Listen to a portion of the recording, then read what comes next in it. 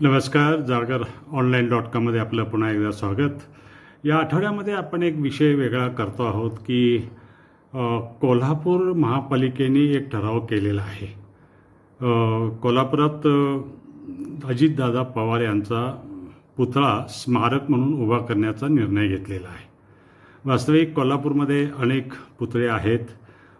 कोल्हापूरला एक शिल्पकलेचा खूप मोठा वारसा आहे आणि कोल्हापुरामध्ये जो छत्रपती शिवाजी महाराज आणि शाहू महाराज तसेच आंबेडकर आणि फुले यांचे जे पुतळे उभा केलेले आहेत त्याला एका सामाजिक, आर्थिक, राजकीय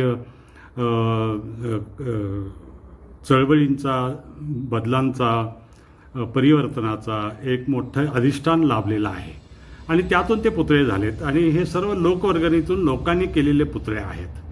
अशी ही पुतळ्याची परंपरा कोल्हापूरमध्ये असताना आणि त्यासाठी एक सामाजिक भान असून त्यासाठी लोकांचा सहभाग असणं हे फार महत्त्वाचं वैशिष्ट्य आहे. राजश्री शाहू महाराज यांचं निधन 6 मे 1922ला झालं. त्यानंतर गादीवर आलेले छत्रपती राजाराम महाराज यांनी लोकवर्गणी गोळा करून वास्तविक कोल्हापूरच्या महाराजांच्या खजिन्यातून खर्च करून पुतळा बांधता आला असता, पण त्यांनी लोकांचा सहभाग घेतला आणि लोकवर्गणीतून पुतळा उभा केला.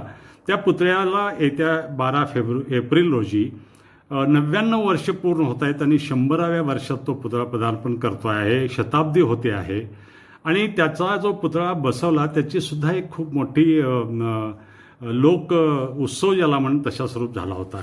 अजित पवार यांचा पुतळा बसवण्याचं कारण काय? कारण अजित पवार हे काही कोल्हापूर त्यांचं कार्यक्षेत्र नव्हे. बारामतीला त्यांचा पुतळा बसवणं, स्मारक करणं, एखादी संस्था सुरू करणं हे मी समजू शकतो. पण अजित पवार हे काही महाराष्ट्राचे सर्वव्यापी नेतृत्व नव्हतं आणि ते कोणी मान्य केलेलं नव्हतं.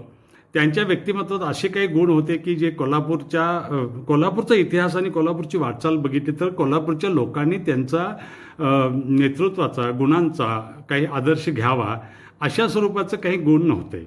एखादी व्यक्ती गेल्यानंतर त्यांच्याविषयी किंवा त्यांच्यातल्या अवगुणाविषयी किंवा त्यांच्याविषयी वाईट बोलणं ही आपली परंपरा नाही हे मी समजू शकतो.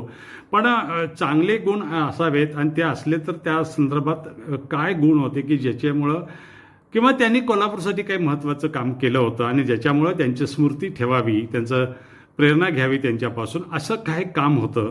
हे काही नसताना 2 कोटी रुपये खर्च करून कोल्हापुरात पुतळा उभा करण्याचा अट्टहास कशासाठी करावा? वाटलं तर लोकांनी लोकवर्गणी गोळा करून किंवा त्यांच्या ज्या समर्थक कार्यकर्ते आहेत किंवा लाभार्थी कार्यकर्ते जे आहेत त्यांनी स्वतःचे पैसे घालावेत आणि एखादी संस्था काढावी आणि त्याच्यातनं पुतळा उभा करा, स्मारक उभा करा. त्याला कोणाची हरकत असायचं काही कारण नाही. त्यामुळं याची चर्चा सांगोपांग झाली पाहिजे. त्यासाठीच हा भाग लिहिलेला आहे. कोल्हापुरात अजित पवार यांचा पुतळा कशासाठी. धन्यवाद.